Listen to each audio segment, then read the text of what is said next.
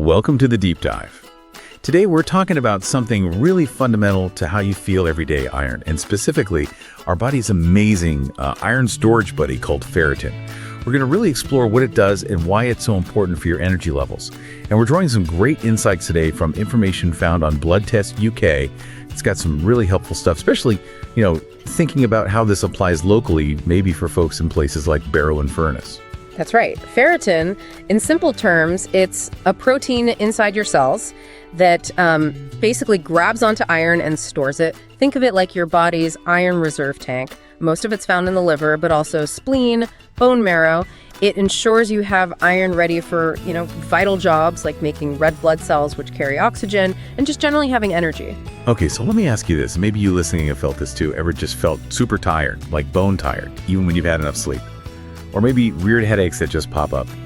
Knowing about ferritin, could this actually be a big help for understanding those feelings? Oh, absolutely. That's often where a ferritin test really shines.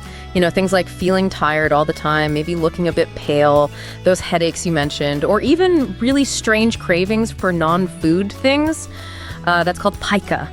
These can all be clues that your iron levels might be off. So getting tested sounds like a really good idea then. Definitely. The benefit is huge. A ferritin test helps your doctor figure out if you have too little iron, which is iron deficiency, or actually too much iron, which is overload. And catching either of those issues early, that's so important for staying healthy and, feeling your best. And it's not a difficult test, right? I mean, how easy is it to actually get checked? Oh, it's incredibly straightforward. It's just a quick blood draw. That's it. And one of the really convenient things is you usually don't need to fast. So no skipping breakfast makes it much easier to fit into your day. That's good to know. So, okay, you get the test. What do the results actually tell you? What do different ferritin levels mean? Right. So if your ferritin levels are too low, it's a pretty clear sign your body's iron stores are depleted. This often leads to iron deficiency anemia, making you feel weak, tired, all the symptoms we talked about. Now, if the levels are too high, that suggests your body has stored too much iron. Over time, this excess iron can actually cause damage to your organs, like your liver or your heart. There's also a bit of complexity because ferritin can go up if there's inflammation or infection somewhere in your body. So sometimes doctors need to look at other things too to get the full picture. But the main takeaway is low means not enough iron. High means too much. And that raises the question, okay, what can you actually do if your levels aren't quite right? And this is maybe where that local connection comes in handy. Like for people listening in Barrow and Furness, for instance, does having local support help? Yes, exactly. Having access to local healthcare professionals, your local GP, or maybe a registered dietitian in Barrow and Furness, that's invaluable. They can give you advice that's tailored specifically to you and your situation. A local dietitian, for example, can help you figure out practical ways to eat more iron-rich foods that you can actually find nearby and fit into your life. That local knowledge is a real benefit.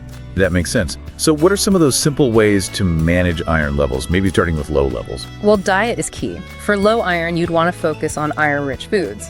That includes things like red meat, which has heme iron that's easily absorbed, but also plant-based sources like lentils, spinach, chickpeas, and fortified breakfast cereals. And here's a neat trick. Vitamin C really helps your body absorb that plant-based iron. So having an orange or some strawberries or peppers with your meal can make a big difference. Oh, interesting. So vitamin C is like a booster for plant iron. Exactly. And for high levels, management usually involves working closely with your doctor. They might suggest specific dietary changes or, in some cases, procedures to help reduce the iron load in your body. Okay, and are there things we might be doing that actually get in the way of absorbing iron? Things to avoid? Yes, definitely. A couple of common ones are drinking tea or coffee right with your iron-rich meals. The tannins in them can interfere with absorption. Also, having calcium-rich foods like dairy products, milk, cheese, yogurt, at the same time as your main iron source can also reduce how much iron you take in. So maybe timing those things a bit differently can help. Good tips. So it sounds like keeping an eye on ferritin is pretty important then, especially if you've had issues before. It really is. Regular monitoring, especially if you've had low or high iron in the past, is critical.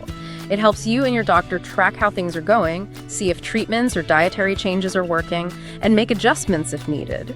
It's about maintaining that balance for long-term well-being. It really brings it home how understanding just one number, like your ferritin level, can have such a big impact. The insights from sources like Blood Test UK really highlight the benefit how a simple test can potentially make you feel so much better day to day. So, thinking about everything we've discussed, maybe just ask yourself, what's one small change you might think about making today? Knowing a bit more about iron just to feel that little bit better, a bit more vibrant.